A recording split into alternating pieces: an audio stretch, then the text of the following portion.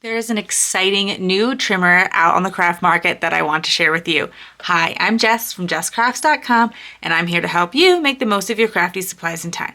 So let's take a look. I have the new Tonic Studios Tim Holtz 12.5-inch slide trimmer. Scrapbook.com provided this to me in exchange for design work, but I'm sharing it because I think it's a really great product and that you guys will want to know more about it. So, this is a slide trimmer from Tim Holtz and Tonic. Previously, there was a guillotine trimmer and a rotary trimmer, and there's going to be some similarities, particularly with the rotary trimmer. But this new slide trimmer has a lower price point than either of the other two. I am told that it will be available for $39.99 at scrapbook.com, but of course that price might change or be different when you go to click the link in the video description. So, this comes with two cutting blades, so these blacks are cutting blades, and then a scoring blade, which is the really light gray that matches the base of the trimmer. So you will get two cutting blades. These are very high quality. I've been very impressed in terms of right out of the box cutting really well, which is exactly what we expect from Tim Holtz and Tonic Studios. They make excellent trimmers. So let's talk about the important features. It comes with both imperial and metric measurements. The imperial or US measurements go all the way down to 1/8 of an inch, and then the metric measurements go to the millimeter markings.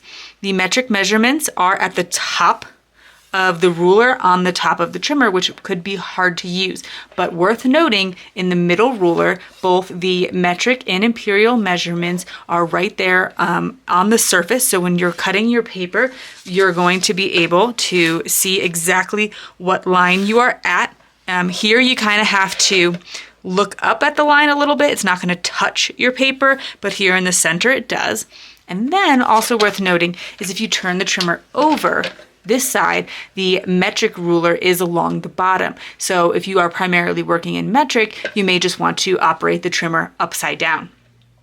The grid lines on the trimmer, which are super important to me because I think grid lines make for fast paper cutting, fast measuring. These grid lines are at 1/4 of an inch. So if you do a lot of measurements with imperial, I think this is going to be such a fast trimmer to use because you're going to know, okay, I'm at 2, I go 3 lines more, 2 3/4. I think that the 1/4-inch markings are really great. I've seen 1/2-inch markings before, but the 1/4-inch are gonna, give this one an edge to me compared to some other trimmers. And I'm not, the previous Tim Holtz trimmers might have 1/4-inch, I'm not sure, but compared to other brands, I really like that. Okay. So there also are special markings for certain common measurements. I've zoomed in a little bit. They are going to be very hard to see because these common measurements are kind of like engraved onto the board, so they're like indented, and therefore they are tone on tone. Particularly on video, they might be difficult to see, but next to this green paper, there's a dashed line, and that is where you would score an A2 size card if you were doing a side fold, and then there's another dashed line where you might score an A2 size card for top fold. So that's really convenient in terms of scoring, and then other measurements, it has 2 by 3.5 in both directions, 3 by 5, 4 1/4 by 5.5, which is an A2 size card, 4 by 6 for photos, and then all the way to a 5 by 7 in terms of common markings marked on there. Now, because they are that sort of tone on tone, this means they won't ever rub off, and that's great. But they might be a little hard to read. You might want to, I've heard, and I mean, you make your own choices with your product. But if you wanted to make them more easy to read, you might add some paint or marker inside of the markings and then, rub off the excess. But I would never want you to risk damaging your trimmer, so I am not going to tell you to do that or how to do that. It's not something I've done. It's just something I've heard people say that they found helpful. I personally can read them. I do acknowledge they are hard to see on camera, but for me, I don't need to do anything additional. Let's talk about size. I think size is an important consideration when comparing different trimmers because depending on your needs, you might want a smaller trimmer or you might be okay with a larger, heavier duty trimmer. So when it is folded up, it is just over 9 inches wide and then about 17.5 inches long. When you extend these sides, it adds about 6 inches, but of course those fold back easily for transporting. They're also at the bottom. This seems to be the same style as the rotary trimmer, which I do not own, but in terms of the rulers, they're very similar in case you've seen one of those to compare it to. And it has a little bit of depth to it because this ruler here that you use to hold down your paper actually has a sort of spring action effect. So when you push it down and let it go, it springs back up, which makes moving your paper inside of it more easy. But say you wanted to travel with this and therefore you wanted to hold this down. Now, I was not given any special instructions, so I don't see a way to lock it down, but I imagine if you were traveling with it, you could simply put a piece of like painter's tape or something, that wouldn't add any stickiness and would come away easily over these this plastic piece to hold it down for traveling. So who is this trimmer for? I think this trimmer would work well for people who like multi-use tools because it does cut and score, and you can switch out the blades pretty easily. So you kind of just push the center apart just a tiny bit, and then the blade will come out, and then you can push it apart just a tiny bit and put the new blade in. And so now you have your scoring blade, and because it has those score markings, you can easily then score your cards. You can score a piece of 8.5 by 11 paper, and then cut it in half and make your card bases quite quickly. You may still want a bone folder to kind of press the edges down, and so it might not replace the bone folder part of your scoring board and bone folder, but I do like, especially if you're like limited in your supplies for a crafting weekend or something, that this could provide both of those for you. If you just prefer slide trimmers, this is a really excellent quality slide trimmer. The blades are great. We know that Tonic and Tim Holtz really make excellent products, and so therefore if you've wanted a slide trimmer but you weren't quite happy with the ones you've had in the past, this blade has been really excellent, and I did cut a bunch of cardstock with it to kind of give it a little bit of a workout. I also think it's good for people who use both metric and imperial measurements because they have both on here and they have them in a number of spaces. Now, I do think it has a preference towards imperial measurements because of these 1/4 inch grids, but there are trimmers out there that simply don't even have imperial measurements. So I think that is something, you got to be considering if you ever need to use them. Let's talk about what the most important features are that I really want to make sure that you know about this tool. The measurements in terms of the length of paper go to the full 12 inches. I have seen in the past where an arm comes out and you don't get that full 12 inches, or a larger trimmer that doesn't have that. It comes really close, and technically a 12-inch paper fits in it, but maybe it doesn't have the ability to go to, okay, I just want to cut a 1/4 inch off a 12-inch paper. You can't always do that, and this one does come with that full 12 inches, so I think that's important. Now the grid line, though, ends right around at that 6-inch mark. So of course, once you've had this swing out, you're not getting that anymore, but the ruler comes to that full 12 or 30.5 in terms of the measurement here on the end. This is a surprising one. The numbers are very easy to read, and I think that's true of all Tonic trimmers, but not all trimmers. Sometimes the contrast between the number and the background is not very high, and so the numbers are difficult to read. Here, because it's basically white on black, they do stand out really well, and so if you've had trouble with trimmers in the past in terms of not being able to read them, I do think that you'll be quite happy with that. Now the grid lines, of course, are tone on tone, and so if you find that difficult to see, you might find the grid lines less helpful or less exciting than, say, I do, because I think that they are quite easy to see. But the ruler itself, all three of the rulers, the ruler in the center and the ruler at the bottom, very, very readable. The numbers are etched into the trimmer. So if I run my nail along here, sorry, I know not everyone likes that sound, but you can hear that these are like engraved in the trimmer. This is not a sticker ruler. This is not a sticker on the surface. I have seen grids in the past where the grid is a sticker, and I'm not saying that that means that it's imprecise or anything like that, but there's no chance of damaging this. Also, it's less slick. So while my paper moves around easily, I found that when I was trying to do something like measure just 1/4 of an inch off of an edge here, I didn't worry too much about my paper slipping around while I cut a very small sliver like that. And in addition to the numbers being etched, the fact that this isn't a sticker and therefore isn't a slick surface was really important to doing things like being able to cut a 1/2 inch piece of paper into 2/4 inch strips. This is something that I have very rarely seen a paper trimmer be able to do. I'm not saying there aren't paper trimmers who can't, but I've used a few over the years. And so this surface, I'm not really worried about sliding around too much.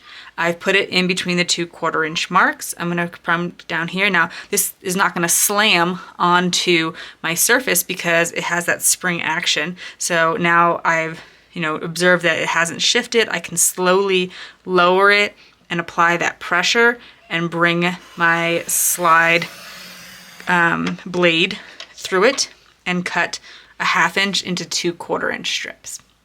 So I think that that little bit of something to the surface, it's kind of hard to describe. It's not that it's necessarily textured, it's just not slick and nothing like, it moves around easily, but yet not so easily that I'm worried about my paper slipping. I hope that that makes sense. I think that, crafters are really they're gonna understand what I mean like that with that if they've had some of those slick surface trimmers in the past. This blade, and I think I've mentioned this before in the video, very sharp, very happy, right out of the package, giving me great cuts, and that has not always happened for me with slide trimmers.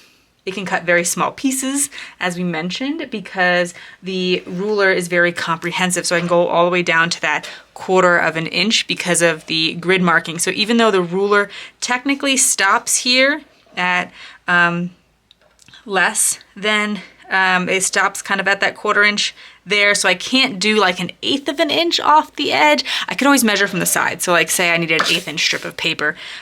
This one is currently 5.5, so I could just kind of come to that 1/8 inch mark and I can cut an 1/8 inch strip off of it, and you see that cuts beautifully.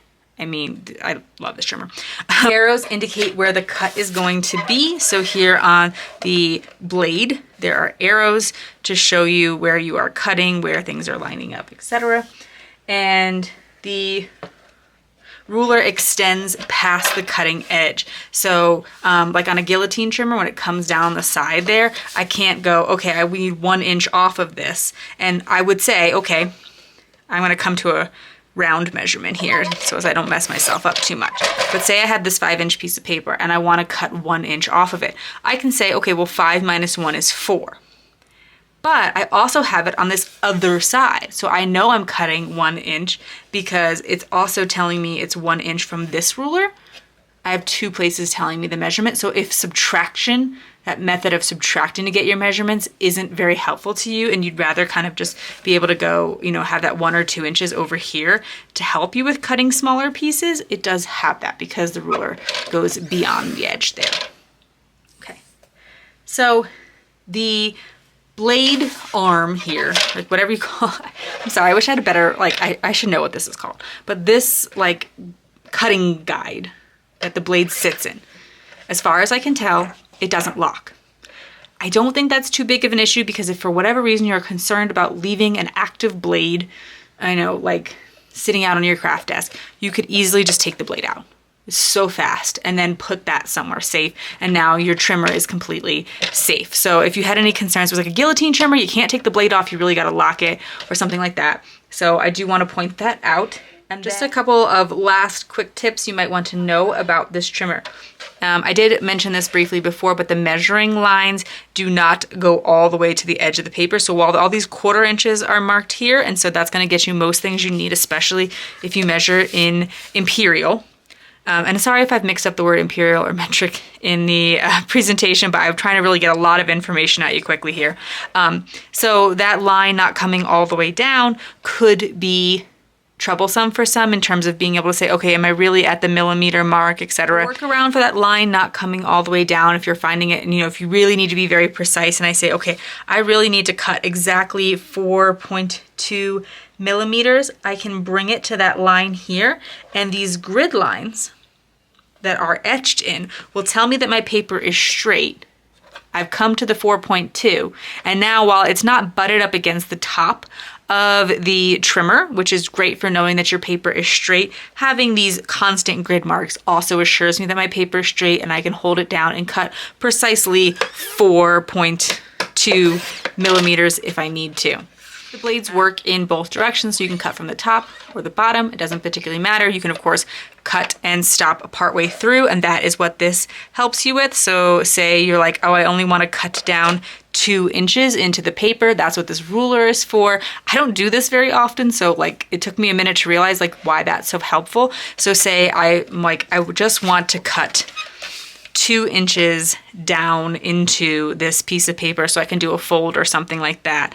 I can know that when this arrow on the side here hits that 2-inch mark on the ruler, I've gotten precisely there. I mean, that is not something that I've seen all trimmers do very easily. So I really like that. And now I know I have exactly 2 inches measured down here. I'm not trying to, draw a line or make a mark or anything like that.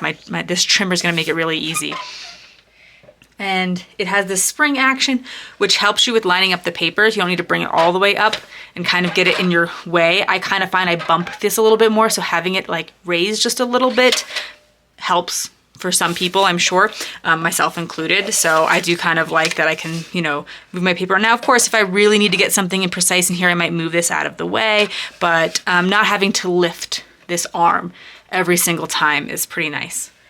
And the last thing is the blades can be cleaned with a damp cloth. It says this on the back, so read the information provided to you by Tonic, but it does say that you can wipe down the blades with a damp cloth and then dry them thoroughly. And so that might help you if you feel like your blade is maybe starting to feel a little dull or something. It might just be that there's a little bit of tiny, like you probably can't even see them, bits of paper caught on the blade. And so, be careful, of course, and follow all manufacturer's instructions as with anything. But you could use a damp cloth and maybe get a little bit of those paper fibers off and help yourself start getting even better cuts again.